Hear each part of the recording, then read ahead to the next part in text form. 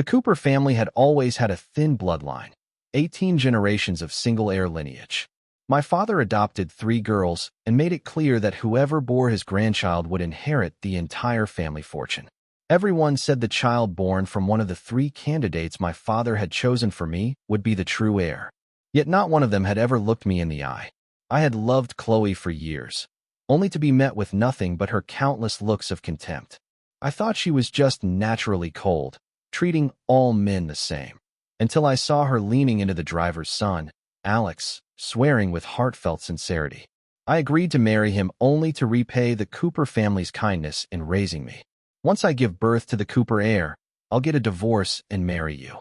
As long as Louis doesn't hurt you, I'm willing to give him a few million to enjoy life abroad. You're the only real husband in my heart. The day before the board meeting, my father asked me who I would choose. I thought of the way the 3 girls always avoided my gaze and smiled as I replied, on the Cooper family heir. Of course, my marriage should maximize benefit. Let's go with Laura from City A. My father frowned. Laura was paralyzed in a car accident 5 years ago. She's not only disabled, but also infertile. Are you sure? Chapter 1. I spoke gently but firmly. In our social class, true love doesn't exist. Since it's all about interest, of course I should choose the Move family, the one with the most to offer. My father's expression darkened. That's true, but out of the 3 I picked for you, you're not fond of any of them. My father had deeply loved my mother, but she died of a sudden brain hemorrhage the year I was born. He never recovered enough to remarry. Knowing I was never passionate about love either, he feared the cool bloodline would end with me. Following the advice of an old friend, he adopted 3 orphan girls with no family background. He even had a will drawn up early on. No matter which of the 3 I chose, she would be entitled to run the company alongside me, helping suppress the other board members. I looked at him and said, though Laura Moo is paralyzed and infertile, she can still have children via egg retrieval and IVF. She's the only heir of the Moo family. Rather than relying on orphans to help the Cooper family, wouldn't it be wiser to choose a powerful ally? My father nodded. If they couldn't win your heart, there's no reason for them to stay in the Cooper family. If I'd simply said it was because Chloe didn't love me and I didn't want to force her, my father would have had Chloe kneel in front of me, questioning what right an adopted girl had to refuse. I didn't want my father to weaponize years of kindness to coerce Chloe. I didn't want to force her into marrying me, and I certainly didn't want to become a resentful couple with her. What's more, after hearing what Chloe said, my heart had gone completely cold. Letting go peacefully was already the greatest kindness I could offer. As I left the office, my father cast a sidelong glance at Chloe. After politely seeing my father off, Chloe turned to me, frowning. What did you snitch about this time? Her eyes were full of disgust and impatience, as if I'd committed some unforgivable sin. Before I could respond, Zoe sneered, "Isn't it just about what we said, that we're not chasing after him like some pathetic simps?" Monica followed with visible contempt. "Seriously, young Master Cooper, this isn't the damn feudal era. You think having a bit of money makes you some emperor with everyone orbiting around you?" The 3 of them united like comrades, using sharp words to stab at me. I was genuine. None of you want to marry me. Why didn't any of you ever tell my father? Though my father had hoped I'd develop feelings and eventually marry one of them, he never intended to force it. If any of them had said a single no, he would have immediately set aside money to send them abroad to live freely. In the end, they simply couldn't let go of the Cooper family fortune. Monica, the most hot-tempered of the 3, clicked her tongue impatiently. "Oh, please. You make it sound so simple. You know damn well we're living under someone else's roof. We're just Cooper family's pets. What right do we have to refuse?" Chloe looked at me with a complicated expression. "If you want to choose me, then go ahead. I just hope you won't make things hard for the other 2 in the future." Monica and Zoe were visibly moved by her words. Watching Chloe's self-sacrificing expression, I felt a bitter chill in my chest. Before I could say anything, Alex suddenly appeared. The moment he saw me, he acted as if he'd been startled, instinctively hiding behind Chloe. Chapter 2. He was a grown man, and yet he needed a woman to protect him. Chloe instinctively stepped in front of Alex. "He didn't do anything wrong. Just let him go today, okay?" I looked at them, confused, only to realize that the 3 women who were supposed to be on my side were all standing in front of Alex as if afraid I'd bully him. They saw themselves as strong, independent women and didn't like my confident, outspoken personality. Instead, they favored Alex, who was inferior to me in every aspect. 5 years ago, when Alex first arrived at the Cooper residence, he gave me a watch. I returned the favor with a suit worth 100,000 yuan as a welcoming gift. But the moment I put on the watch, Chloe snatched it from me. She snapped, "Even your mother's heirloom. You want to take that from him too?" I looked at Alex, puzzled, hoping he would explain that he had given it to me willingly. But Alex suddenly dropped to his knees with a pitiful look.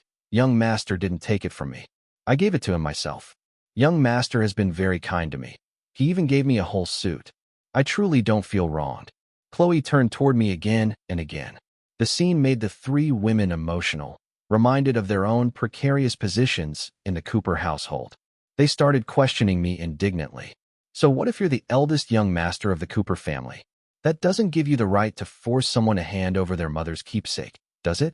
The watch might not be expensive, but its meaning is worth more than a 10,000 yuan suit. You should return it to Alex right now. You're always so overbearing, doing whatever makes you happy with no regard for others." My face darkened immediately, but I thought it might be a misunderstanding I could clear up later. Suppressing my anger, I handed the watch back to Alex, but he failed to take it properly.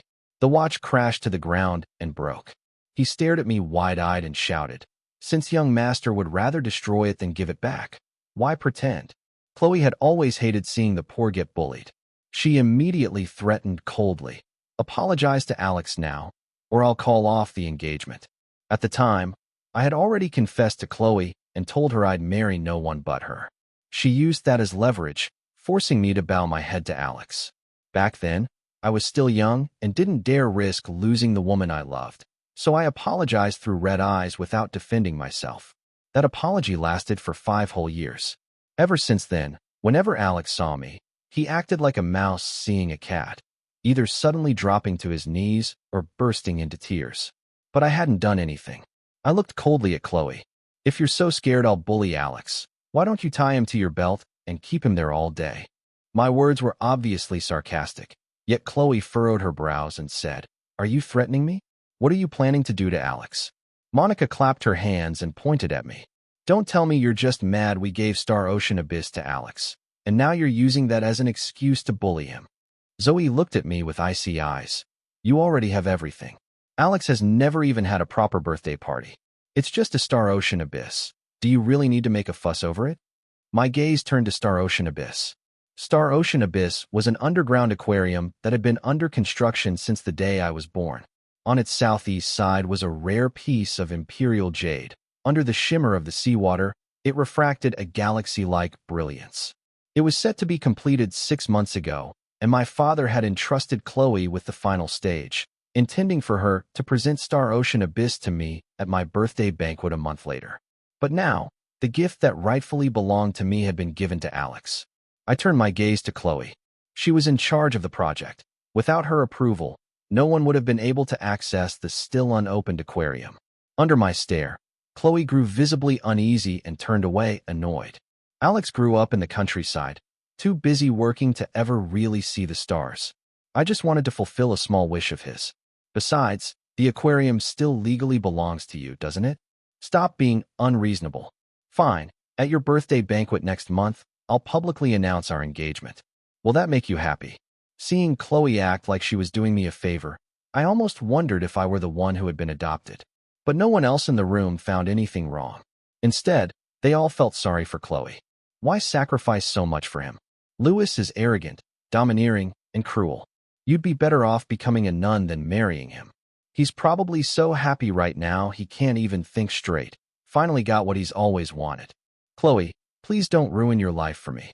If it helps, I'll kneel and count out to young Master Cooper, be his servant, do anything.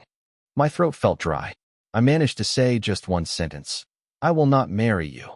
Chapter 3. Chloe raised her brows in surprise, clearly suspicious.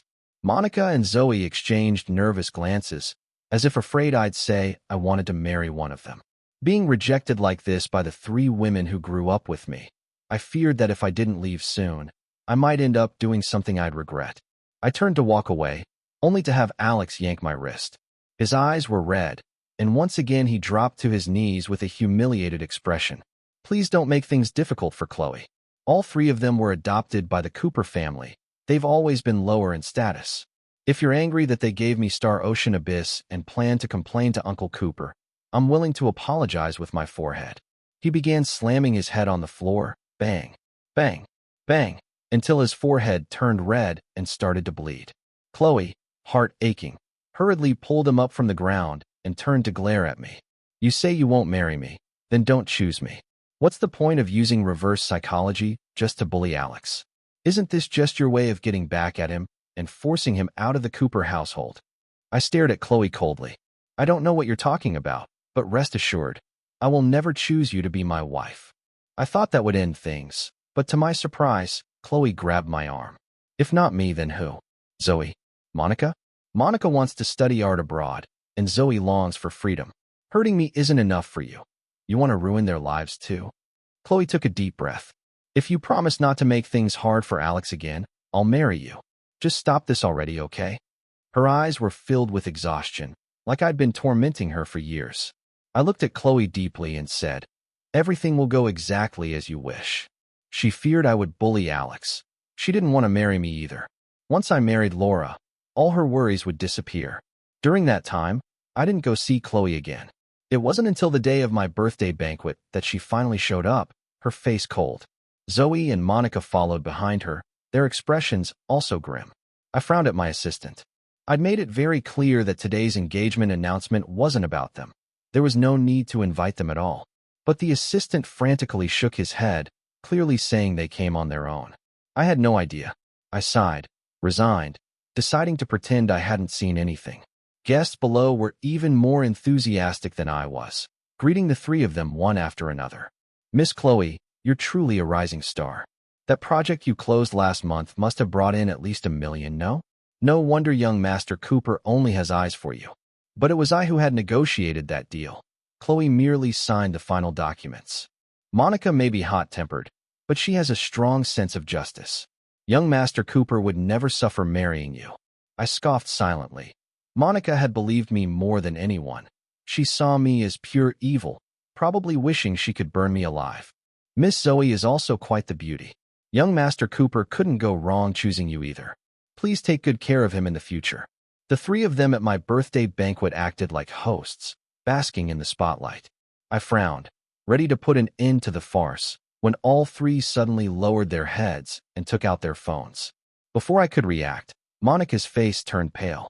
She rushed up to me and slapped me across the face. My head spun from the impact, and I nearly collapsed to the ground. Everyone was stunned by the scene and quickly backed away, afraid to get involved. Chloe clenched her fists tightly and held back Monica, who was still itching to hit me again. Then she turned and looked at me with fury in her eyes. We already came here like items on a shelf for you to pick from. What more do you want? Do you have to push Alex to his death too? I was completely lost. Seeing my confusion, Zoe's disdain deepened. You waited until none of us were around and dared to have Alex kidnapped. I'm telling you now, it won't work. As soon as she said that, I immediately realized Alex had pulled another trick. All the guests present were either my father's friends or our business partners, yet even after I was slapped in front of them, not one person stepped in. My heart went cold. They must have already decided that the Cooper family fortune wouldn't end up in my hands, so they didn't dare offend those three women. Covering my stinging face, I stared at Monica with icy eyes. Apologize. Monica glanced at my reddened eyes with a sneer and said, Alex was nearly beaten half to death, and you're upset over a single slap? I'm fine. Just then, Alex limped into the room, his clothes torn and face bruised, covered in cuts and swelling. One look, and anyone would suspect something terrible had happened. Quick as lightning, Chloe took off her coat and draped it over Alex's shoulders. Then she turned to glare at me with disgust. You're as scheming as ever. I'll never marry a man like you. Zoe, who was usually quiet, stepped in front of Alex with a frosty tone. Your family has a weak bloodline, so you brought us back just to be breeders, to have children and carry on the Cooper name. We already accepted our fate, but you're still not satisfied. If that's the case, then there's no point pretending things are peaceful anymore. She turned and left without even sparing a glance at the Cooper family's dignity. Before walking out, Chloe threw one last haughty line over her shoulder. I'll marry you, but once the child is born, you'll be nothing more than a decorative piece. If you want my child to protect the Cooper family's legacy, you better behave. I chuckled. Had they forgotten that without me, the Cooper family would never have adopted them in the first place? Just as the three were about to leave, someone finally tried to stop them, but I shouted, face cold with fury, let them go. Alex shot me a sidelong glance full of smug defiance, as if he'd just conquered the world. I stood there in silence, saying nothing, until my assistant rushed over, clearly panicked. What should we do now? All three of them have left. Who will you choose? Other guests began to frown as well. The Cooper family's bloodline is thin. Sooner or later, he'll have to marry and have children to carry on the inheritance. If even the three women who know him best won't take him, who else can I? I nearly laughed out loud. There are millions of women in the world. Who said I have to marry one of those three? With a smile, I raised my wine glass and toasted the room.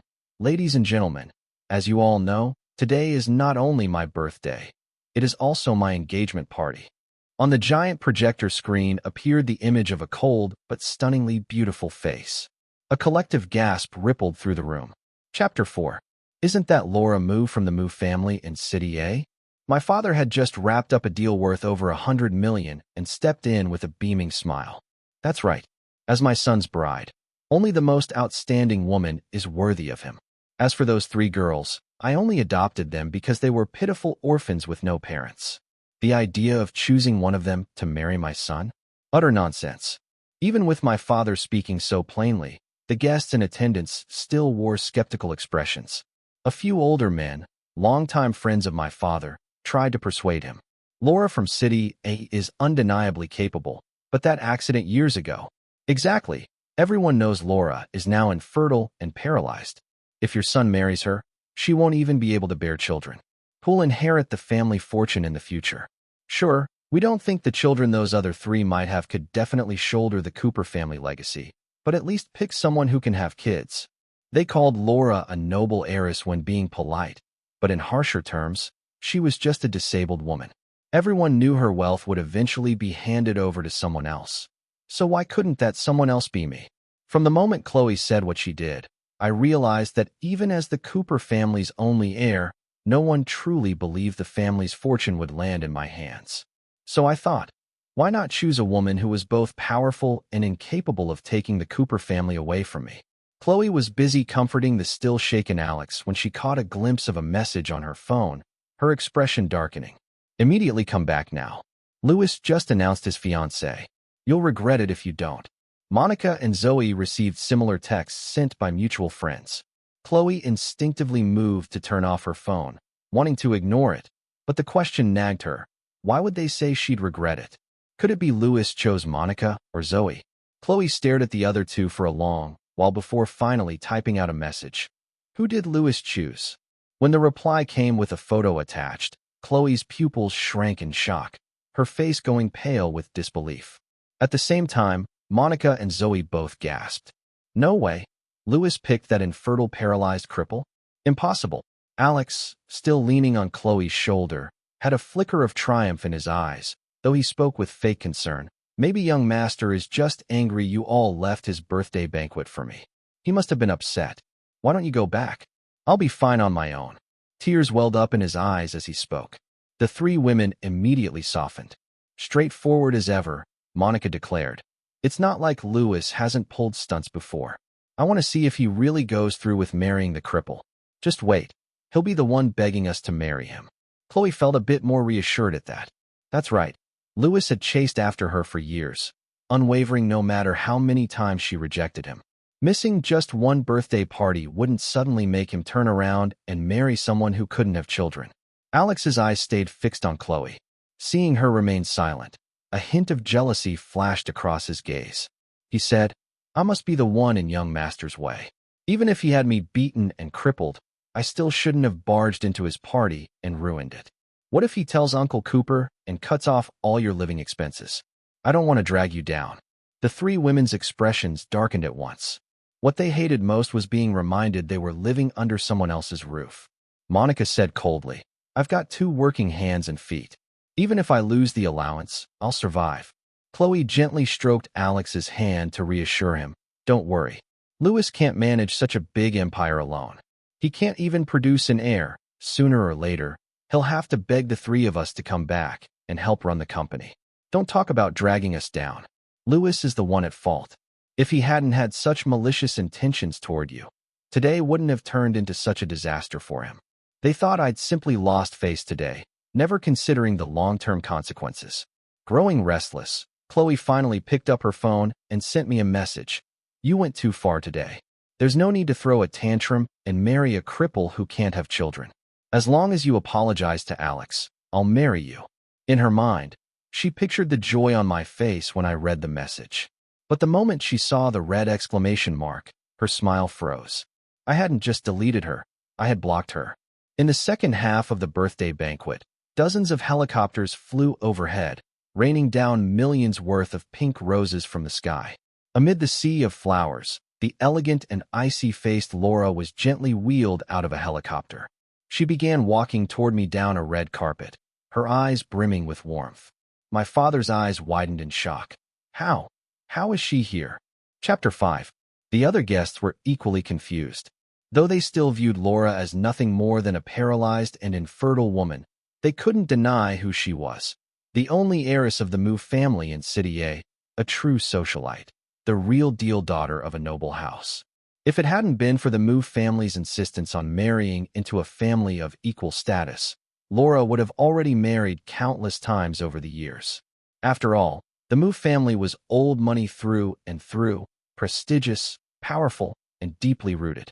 The Cooper family, in comparison, had only risen in the last few decades. Though wealthy, it lacked heritage. Everyone thought that if I married Laura, I'd merely be a figurehead. No one believed the Mu family would truly value this engagement. As the crowd murmured and speculated, Laura smiled and said, "How could the leading lady be absent from her own engagement party? I'm not too late, am I?" She held out a bouquet of airship Bulgarian roses and presented them to me. She stood like that, holding the bouquet, until I took it. I didn't leave her hanging. I smiled and accepted the roses. You arrived just in time. A frost that had long been etched between her brows suddenly melted. For the first time, she showed warmth toward everyone. This affectionate gesture shocked the crowd. Before her accident, Laura was known for being a cold beauty. After the accident, she became even more aloof. So much so, she didn't hesitate to throw even her own father out of the house. Just as I clasped Laura's right hand, Chloe reappeared at the entrance with a cold expression. Her return caused quite a stir among the guests. Is Chloe having second thoughts? She probably just lost her temper earlier and came back after calming down. Chloe and young Master Cooper practically grew up together. If she shows just a little softness, he'll probably call off the new engagement in no time. Before I could say a word, Laura's grip on my hand tightened. Her expression remained calm, but there was a storm hidden in her eyes. The moment Chloe met Laura's gaze, she sensed danger. Still, she braced herself and said, "Forgive him. Young Master Cooper has always been willful. If he said anything that caused a misunderstanding, I hope you won't take it to heart." She reached out toward me, silently signaling me to stop acting out. Laura's face turned instantly cold. "Who are you?" For years, Chloe had often represented the Cooper family at public events. As someone active in the business world, there was no way Laura didn't know who Chloe was. Everyone understood Laura was deliberately putting Chloe in her place. Chloe opened her mouth, ready to declare she was my fiancée, but when her gaze fell on our joined hands, she froze. She remembered she was merely an adopted daughter of the Cooper family, nothing more. Laura's tone turned mocking. "If you're speaking to me as an adopted daughter of the Cooper family, I'm afraid you're not qualified." Chloe's face went pale, but she stubbornly turned to me and asked, "Louis, are you really going to throw away your marriage over a fit of anger?" Her fists clenched so tightly her knuckles turned white. After so many years with her, how could I not see she was panicking? But why? Because I was marrying Laura? Or because she was afraid the Cooper family fortune would no longer be within reach? I looked at her with a faint smile. "Laura and I are in love. What anger are you talking about? The engagement has long been set. Are you here to crash the wedding?" I deliberately used the phrase, "crash the wedding," and Chloe instantly retorted, Why would I crash the wedding? She turned livid, gritting her teeth. I just can't stand by while you toy with the Move family's reputation. If you regret this later, the entire Cooper family will suffer for it. At that, I couldn't help but laugh aloud. You don't need to worry about that. After all, your surname is Lee. When all three girls were adopted, Chloe Lee had insisted on keeping her own surname. She didn't want to take ours. My father hadn't forced them, so he simply let them be. Only now did Chloe finally look at my face properly. The eyes that once overflowed with warmth were now full of cold frost, as if I wanted nothing more than to cast her out then and there. Seeing me draw such a firm line, Laura's heart warmed. She tightened her grip on my hand again, as if afraid to lose me. Chloe's throat was dry. After a moment's hesitation, she asked again, "You're really going to marry Laura? Chloe, who gave you the right to keep pestering Lewis?" My father's authoritative voice rang out behind her. He strode over to stand beside me, his eyes locked sharply onto Chloe. Chloe's back hunched slightly. She no longer had the courage to speak. "I'm sorry." Before my father, she always felt inherently inferior because she had been adopted, taken in, and given charity. Chapter 6. I looked at Chloe's familiar expression, but unlike before, I no longer tried to comfort her. In the past, I would have patiently reassured her again and again that my father only treated her strictly because he valued her, that in the Cooper family, she was never lesser than anyone else, that one day she would control more shares than I would, that her child would inherit everything. But all the fine clothes, luxury, and protection my father and I gave her still couldn't compare to a single ambiguous comment from Alex. All it took was Alex pitifully saying, "We're both just outsiders here, Chloe. I understand how hard it's been for you." And Chloe would immediately turn resentful toward the Cooper family. Her gaze drifted between Laura and me before she finally smiled, lips tight, and said to my father, "I was being inconsiderate. Today is Lewis's birthday and his engagement party. I haven't even had the chance to give my blessing yet." She lifted her glass, looking at me with hopeful eyes. But before I could react, Laura reached out and blocked the toast. "Lewis doesn't like to drink. I'll take this one for him." She raised the glass and downed it in one go, a light blush blooming on her beautiful face. Chloe's face went even paler at Laura's casual declaration of ownership. Suddenly, she remembered all the times I had shielded her at the drinking table. Regret, belated and overwhelming, rushed to her heart. Eyes rimmed red. Chloe gave a bitter smile, took 2 steps back, and turned to leave. After the banquet ended, Laura tilted her head and looked at me. "Is my fiancé not taking me home tonight?" I blinked. "What?" Laura stared at me for a long time before speaking again, her tone slightly downcast. "You don't want to take me home. I know. I'm just a cripple. It's normal if you find me repulsive." What she said completely clashed with the persona I had heard about. Still, I instinctively tried to comfort her. "No, I don't mind. It's my oversight. You came all the way from City A. I should have arranged your stay." Laura's assistant rolled her eyes and turned away, clearly fed up with her boss's scheming act. Laura tugged at my sleeve, her voice soft and expectant.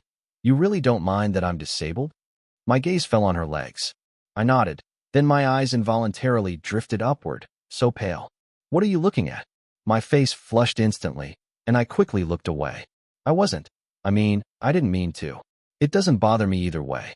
We can always do IVF. Laura gently squeezed my hand. "But why do IVF?" I stammered, not knowing how to answer. Laura sighed. "Having a baby is something worth doing personally." My eyes widened as I stared at her in disbelief. Was she saying she could? Laura gripped the armrests of her wheelchair and slowly stood up. Even standing, she only came up to my chest. Cautiously, she stepped into my arms. "I just injured my legs in the accident. I've nearly recovered in the past 2 years. I only use the chair because I don't feel like walking. Everything else is just a rumor." I immediately felt a little embarrassed, but I also realized when she said she didn't feel like walking, that was just an excuse. After all, being labeled as crippled naturally made people let down their guard. The thought sent a chill down my spine.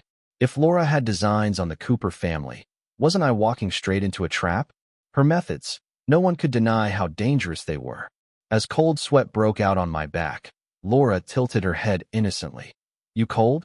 If so, let's go home." I nodded stiffly, my mind racing.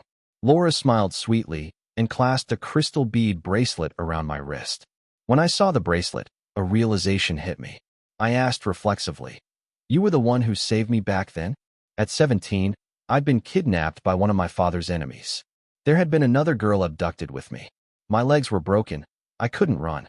It was she who hid me inside a discarded paint drum. Later, Chloe was the one who found me, and from that moment, I developed a sense of gratitude toward her. That feeling slowly turned into affection. But now that I thought about it, Chloe hadn't saved me. She just happened to open the lid of the drum. The police, my father, and others were all there too. But in my eyes, it had only been her. Laura tapped her fingers, visibly displeased. "Yeah, you promised to remember me forever. Then the next month, your whole family vanished from City A. You didn't even leave me a phone number." At the time, my father was terrified I'd be kidnapped again, so he moved us out of the city for good. I lowered my head, guilt washing over me. Laura leaned in again, curling into my chest. "Forget it. It wasn't your fault, it's Chloe's. She's just too calculating." I smiled and hummed in agreement, completely unaware that Chloe was hiding in a corner, watching everything. Chapter 7. Her face was pale as ash, her mind consumed by the image of Laura and me embracing. The way we looked into each other's eyes and smiled. It made Chloe so jealous she was about to lose her mind. Even if she never wanted to admit it, Chloe did have feelings for me. She relished my affection but hated being labeled an adopted daughter, so she always looked down on me, rejecting me again and again, crushing my dignity every time. Chloe looked at me bitterly but didn't dare approach. Only when Laura and I held hands and walked upstairs did she finally move. Monica called her in a panic. "Where did you go?" "Alex is missing again. He took a call from Lewis and disappeared. Lewis must have forced him to leave us." Chloe frowned. "He got a call from Lewis?" She'd been standing there the entire time. She hadn't seen me so much as touch my phone. Monica huffed. "Who else could it be? Alex said it himself. Lewis called him. Come help us look for him. If we wait any longer, Alex might be in danger again." Chloe responded coldly. "Just call the police." For the first time, she didn't rush to find Alex. Instead, her mind began reviewing everything that had happened over the years. A terrifying suspicion began to take shape. In silence, she dialed the police and then went to check the villa surveillance footage herself. She reviewed every timestamp where Alex had accused me of bullying him, only to find the complete opposite in every clip. The more she watched, the colder her heart grew. Suddenly, she clenched her fist and punched herself in the face. All these years, Alex had lived in the Cooper home. All he ever had to do was claim, "Lewis bullied me," and the three of them would force me to apologize, never questioning him once. But now, the truth was right in front of her. He had jumped into the pool himself. He had broken his leg on purpose. He had torn his clothes deliberately. He had thrown himself down the stairs. Lie after lie unraveled right before her eyes. Chloe said nothing. She turned and left the security room. She had lost the courage to face me ever again. The next time I saw Chloe was on the day of my wedding to Laura. Sitting in the car headed to the ceremony, I caught a glimpse of several figures out the window. The three of them were no longer as glamorous as before, but still cold and proud. Alex was clutching Chloe's hand, begging her for something. When she ignored him, he turned to Zoe, but Zoe didn't even look at him. Even Monica, who had once liked him the most, shoved him away in disgust. A flicker of resentment passed through Alex's eyes. He tried playing the pitiful act again, but none of them gave in. I didn't recognize them at first until Chloe stared blankly in my direction. Our eyes met for a moment, and then I knew it was them. I calmly looked away and never glanced back. After the engagement, my father gave the three of them a sum of money, but they voluntarily turned it down, insisting they would repay him for years of raising them. I just laughed. Over the years, the three of them had cost the Cooper family tens of millions. Now that they'd left the Cooper household, how exactly did they plan to pay that back? When the fireworks show worth tens of millions came to an end, Laura took my hand and walked down the red carpet with me. Blessings and congratulations filled the air. Someone handed me an inscribed letter. The handwriting was familiar. Immediately, I knew who had written it. Expressionless, I threw the letter to the ground and let it be trampled. Laura kept smiling at me the whole time. As the ceremony ended, she placed a document in front of me. I willingly transfer all my assets to my husband. No regrets, no reservations. The crowd erupted. Even I stared at her in disbelief, but Laura just smiled gently. "Will you marry me?" I was so stunned I couldn't speak. In the end, Laura took my hand and signed my name on the papers. She said, "I swear I will never hold anything back from the man I vow to spend my life with." Everyone knew Laura meant every word. After our wedding, Laura committed herself to physical therapy. Within a short time, her legs were fully recovered, indistinguishable from anyone else's. I told her we could wait a few years before having children, but she broke through all my defenses and proved with action that we didn't need IVF at all. In 3 years, we had 2 children, 1 boy, 1 girl, breaking the Cooper family's 18-generation curse of single-heir succession. My father later told me that Chloe and the other 2 had failed in business overseas, losing a huge sum of money and disappearing. Alex had been hit by a car and lost the use of his legs. With no money for treatment, he moved back to the countryside and became a live-in husband to a fierce wife. Now, he got beaten every day and barely had enough to eat. Even while struggling to survive abroad, the 3 of them, Chloe included, still remembered to send me birthday gifts. I could tell they put thought into it, but my expression remained indifferent, completely unmoved. It wasn't until I saw Laura walking toward me with our children in tow that I finally let go of all that emotional garbage. Only then did I smile, because they were my happiness now.